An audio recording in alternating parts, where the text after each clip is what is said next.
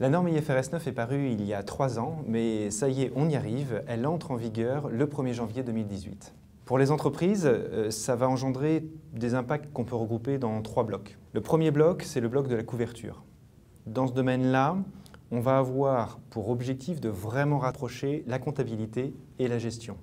On ne va plus décider à la place du management ce qui est de la couverture et ce qui n'en est pas. Pour autant, il y a quand même 2-3 petites contraintes.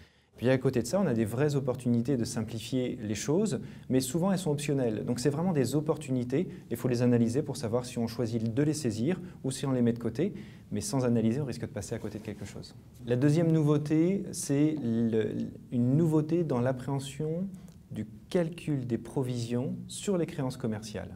Ce n'est pas forcément un immense enjeu en termes de matérialité comptable, mais c'est la bonne occasion pour faire le point sur le suivi des risques de contrepartie. L'IASB a sorti un texte en juillet disant que le traitement comptable et des restructurations de dette va changer. Avant, quand on faisait une restructuration de dette, dans 99% des cas, on n'avait pas d'impact en compte de résultat. Et donc, on lissait tranquillement tous les frais.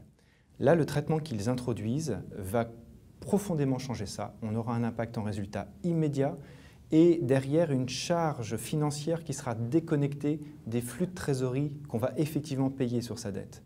Et cerise sur le gâteau, ils ont prévu d'appliquer ce traitement de façon rétrospective, c'est-à-dire qu'on va venir retraiter toutes les renégociations qu'on a en stock dans notre bilan, celles qu'on a faites ces 2, 3, 4, 5 dernières années. La journée arrêtée des comptes est l'occasion de faire le point sur l'ensemble de ces sujets. Ce n'est pas toujours des sujets simples, souvent on jargonne.